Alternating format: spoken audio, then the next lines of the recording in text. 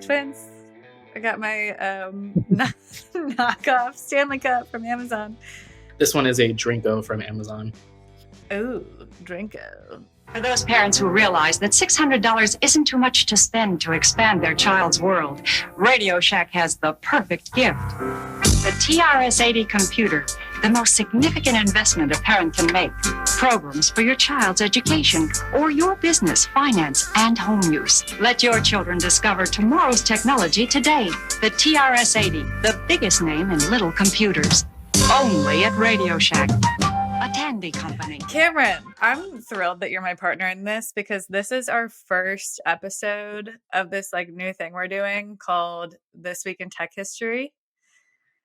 And I can't think of anyone better to do it with who's just curious and insightful. Yeah, it was a little bit random of a topic at first. And then once I started kind of looking through it. This is all new for me. I'm excited for our 3 dedicated listeners. I'm excited for them to realize how not with tech history I am. All of this is going to be very new to me. So I'm excited. It's going to be fun. It's a bit of a game show. Yeah, it is kind of like a game show where Cameron knows everything and he quizzes me. I wouldn't say that. Cameron just knows a ton of random things that sometimes string together. You're really good at the Friday, what did you learn question. So that's something. Yeah, anytime it's about, I wouldn't call it drama, but I definitely follow a lot of the tech bubbles that go on. The fun stories. I do live for a little drama. Okay, Cameron, I feel like what we need to do is just go ahead and read this history. So that's what I'm going to do. That's how we're going to kick things off. But for our inaugural episode of This Week in Tech History, it wasn't even the release. It was something important happened, and that thing had to do with the TRS-80. Radio Shack used space-age technology to create a compact computer for home and business. The TRS-80 microcomputer system. Record this much paperwork and more, all on inexpensive cassette tapes. Compute budgets, taxes, investments, payrolls, inventory. Ideal for home or business. It's easy to use, and Radio Shack makes it affordable. So here we go. Here's what happened. On February 2nd, 1977, Charles Tandy, the CEO of Tandy Corporation, which owned Radio Shack, I did not know that, was shown the prototype of the TRS-80. Pause here, just for a quick reader's note. I thought we were talking about the calculator. That's what I thought. Yeah. What's the calculator called? The TI, the Texas Instruments. I'm pretty familiar with it. Listeners, we're not talking about the calculator. We're talking about something else. The name stands for the Tandy Radio Shack and references the 8-bit Z80 microprocessor it housed. The original designer of the computer, so it's a computer, Steve Lininger of the Homebrew Club, which is a future episode, so we'll talk about the Homebrew Club later, suggested the company could feasibly sell 50,000 of these teeny tiny little computers. Again, this is in 1977. That means my mom was drinking age. Sorry, Mom, for telling everyone your age. I just like to conceptualize what was happening, The VP of Manufacturing said that was horseshit, in quotes, direct quote from the VP of Manufacturing, because Radio Shack had no history of selling high-value items like this $400 to $600 computer, which would be it's $1,700 to $2,600 in today's dollars. So he did not believe Steve, who was we're going to sell tens of thousands of these. But within a week, the company had 15,000 calls to order a computer, LOL calling to order things, and another 250,000 people putting down a $100 deposit to secure theirs in a future release for Model 1. That's bananas. The TRS-80 continued production with Models 2 and 3, eventually shelving it in 1981, so 4 years later, with over 2.4 million units sold. So just a little bit more than 50,000. Today, there are upwards of 300 million personal computers purchased every year. We probably purchase 100 million of those because our computers are always dying here. They are perhaps the most ubiquitous and enduring symbol of the growth of technology over the last 40 years. And what was once seen as a frivolous and excessive expense has now become one of the most used tools in the world. That's kind of a big deal, actually. This like first tech history tidbit that we're getting into. Like the TRS-80 is a huge deal.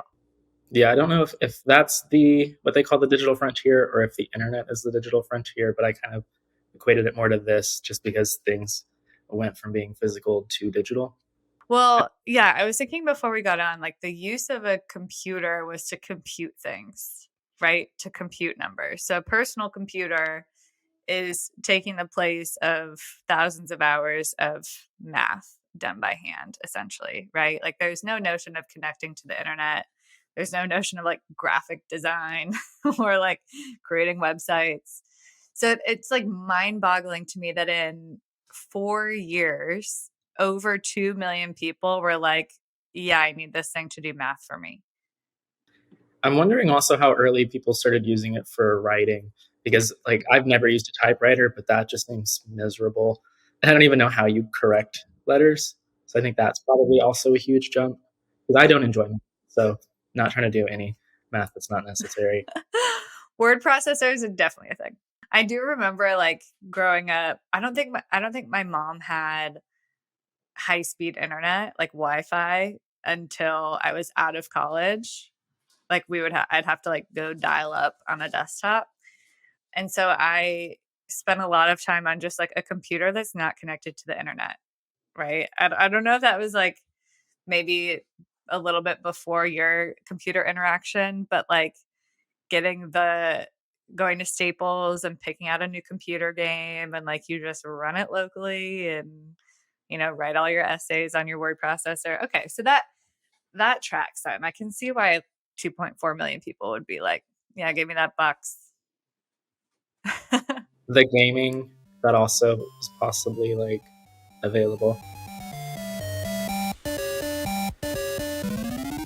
I think the gaming and probably the writing more than the math, just because um, being able to keep notes digitally or even write, like people that write books or do really extensive journaling, I can't imagine doing that by hand. Right. I know. My hand, it's pathetic. I like write 10 Christmas cards and I have to ice it. Do you think these people knew what they were on to?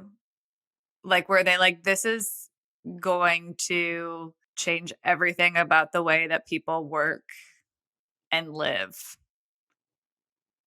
I mean, I think that was pretty obvious. Just the fact that you could remove so many things from being physical into a computer, like the processing and the speed aside, maybe that was just kind of up for debate because it's like really unknown. But just making things more automated in that sense, where you don't require the same like materials and physical energy. Mm-hmm.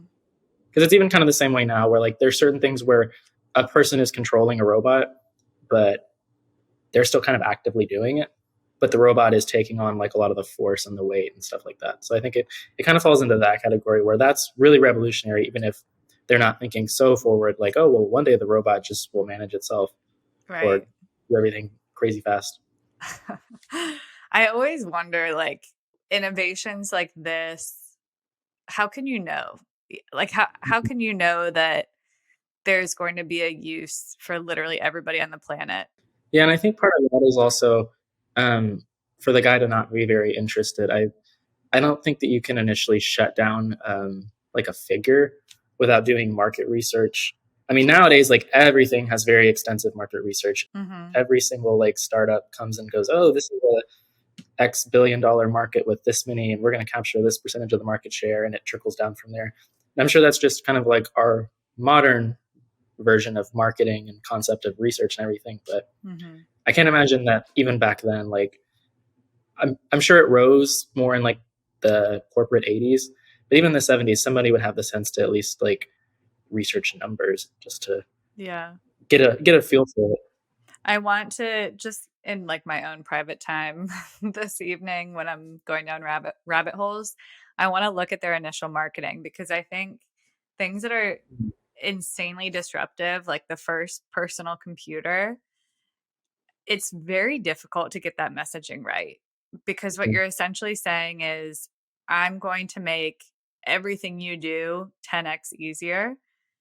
And I think our instinct as humans is to be like, but I don't want to learn how to do that. And what I'm doing right now is fine. Like that's the struggle that every marketer runs up against, whether you're producing like hardware, software, a service. It's like, yeah. How do you convince people that it's 10x better? So I'm very curious to see what Radio Shack had up their sleeve for this big release. Let the Radio Shack TRS-80 put the world of color computing into your home. Instant loading program packs turn any color TV into an exciting game arcade. And there's more. The color computer is an educational aid, a home management tool, and up-to-the-minute electronic information service. The programmable, expandable TRS-80 color computer from $399 only at Radio Shack, the biggest name in little computers. Okay, this is a huge gamble, obviously. Radio Shack produced, 50,000 of these PCs? Or no, that was the original estimate that they blew out of the water. Right. What Steve thought that they could do. And the VP of manufacturing was like, but still, like, it's a huge deal to launch something like this and to spend so much time, especially since this is a hardware product, right? You're not building software.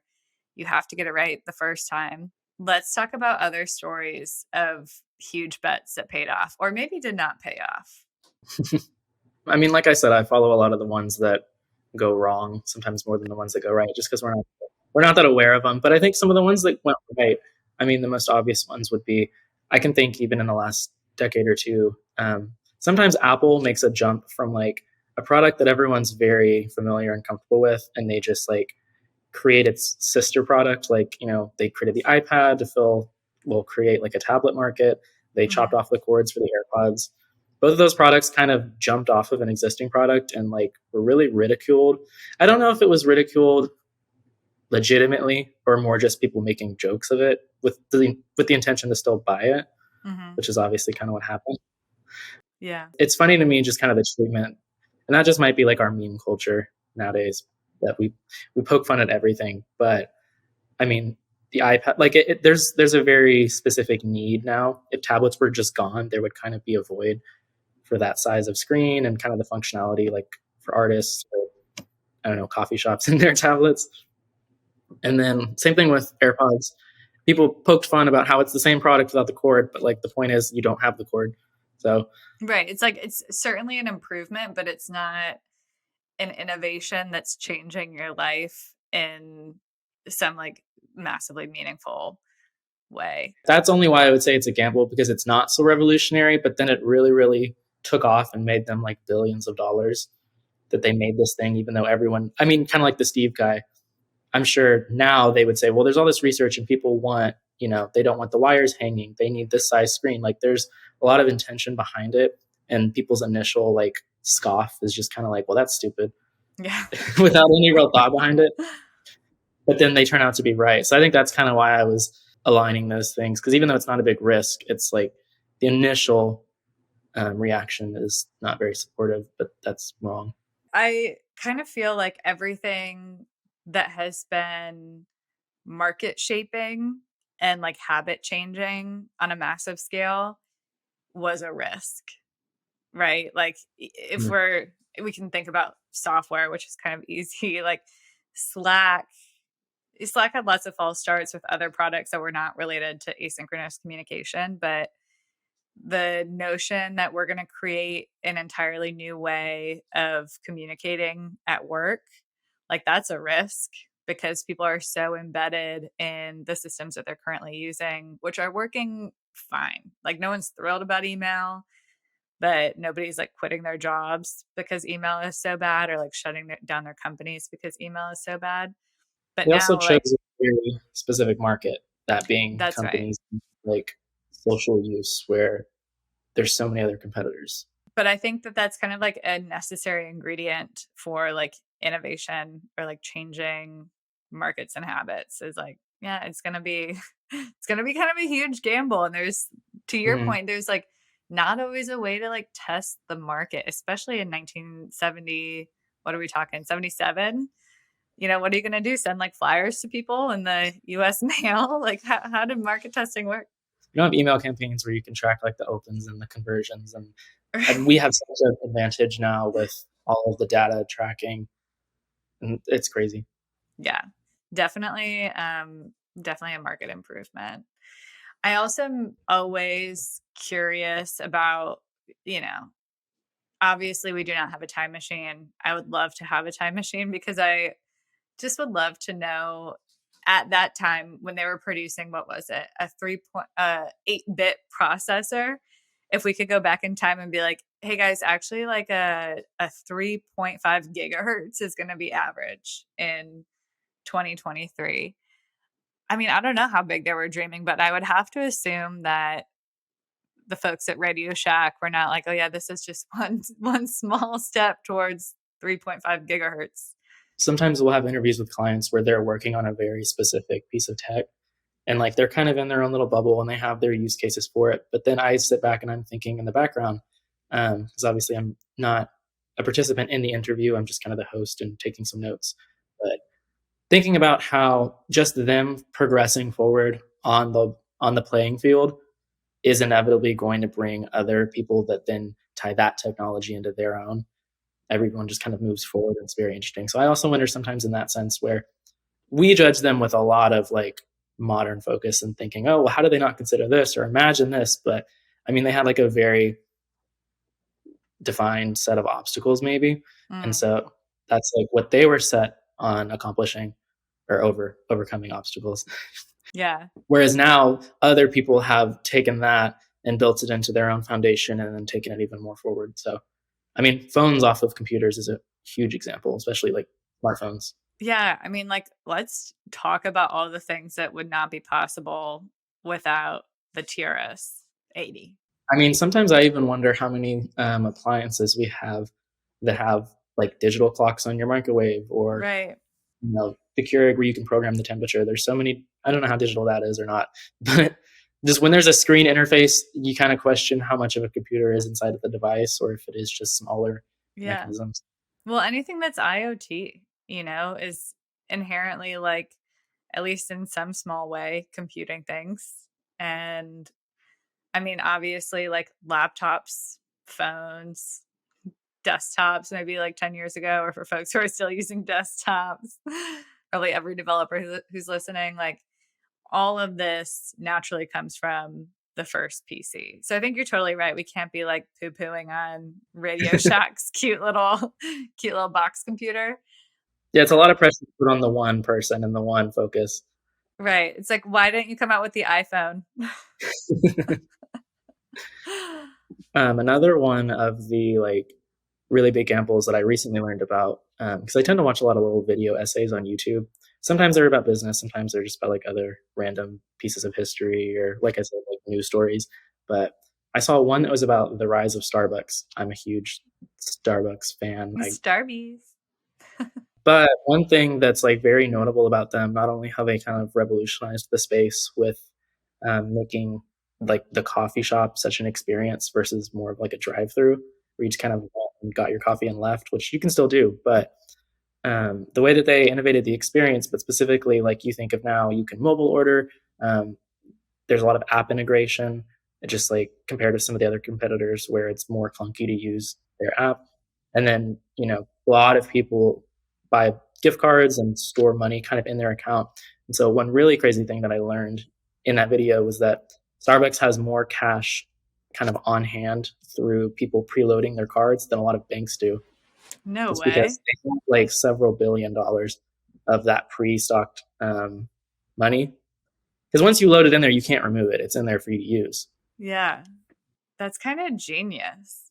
Yeah, but it's like that all started from a coffee shop because they've kind of been at the forefront of the technology with building an app, building in, you know, a gift card function and a reward system. Things that a lot of other huge $1 billion food companies are like dragging behind them, and some of them like kind of catch up in some places and then other ones just never really do. But it's really interesting to view them as a tech company because a lot of people like they'll obviously view them as a coffee establishment, but then like they're also an experience, and then they're also a bank in a sense. Yeah. Now you can also view them as a technology company, which I'm not sure how much of that they invented themselves, but they've got one of the best functioning apps and experiences, at least that like Right. I commonly use. So that was very interesting to think, just because that what I would think is it was a huge gamble. That was part of the video. And the Mhm. whole discussion was about Howard Schultz really, really believed when no one else wanted him to do it. Yeah. And, they're a technology company and a financial institution, basically. Like if you're holding. People would have told him, "You're not going into banking. Sorry, you're not. Right. You're Yeah. not going into computing for your coffee shop." I mean, speaking of like being a technology company and folks not really thinking of you that way, like I did not realize that Radio Shack was behind the first PC. Like in my mind, Radio Shack is, I think yeah, the last time I was in a Radio Shack was to buy my no skip Discman with the gift card I got when I was 13. And I guess, I mean, more recently, right, they've been in the news. Was it Radio Shack stock that was a thing, or was it their social media manager? when they went bankrupt, this would be one of Yes. those drama stories that I would follow. Yes. I'm When so glad we're doing this together. they sold their like assets they had left, and so since it is such a household name, someone bought the rights to the name, Mm, and with that, they also transferred like the social media accounts because they have the legal, I guess, protection. And so now, then they started selling like, I think it was NFTs or something yeah. in the crypto space, but it was just funny that it wasn't the initial Radio Shack, whatever it was. I'm not sure if it was NFTs, but they just like, this person was trying to spin up their whole new unrelated business. Mm. And it was tied to not about to say Starbucks. It was tied to the Radio Shack name. I love that. I don't know if poetic justice is the right word, but it just feels like a neat bow on the Radio Shack portion of history, releasing the first PC all the way into whatever the fuck happened last year, the year before. I'm thrilled for Radio Shack. This has been enlightening. I think it's also kind of as funny as like celebrity NFTs where they just sell like pictures of themselves or whatever. Like if they're, a singer, they sell some type of digital song NFT or whatever it is. It's like some of these people have had careers of decades and decades, and then now they're at this point where He's selling NFTs, baby. yeah, whatever generates the money. Yep, that's right. And, in some small way, we probably have the TRS-80 to thank for the fact that NFTs are now a thing that's in our vocabulary, because we need a PC to view them. So thank you, Radio Shack. Cameron, I'm going to go ahead and call the first episode of This Week in Tech History a success. I learned so much thanks to you and your obscure knowledge. So thank you so much for that. And I'm going to tell everybody, all my friends that I hang out with this weekend, about the history of the first PC until I get removed from parties. So all in all, net positive from this conversation. Well, hope you have fun with that. Good luck. Thanks for listening to the Frontier Podcast powered by Gun.io. We drop 2 episodes per week, so if you like this episode, be sure to subscribe on your platform of choice and come hang out with us again next week and bring all your internet friends. If you have questions or recommendations, just shoot us a Twitter DM at The Frontier Pod, and we'll see you next week.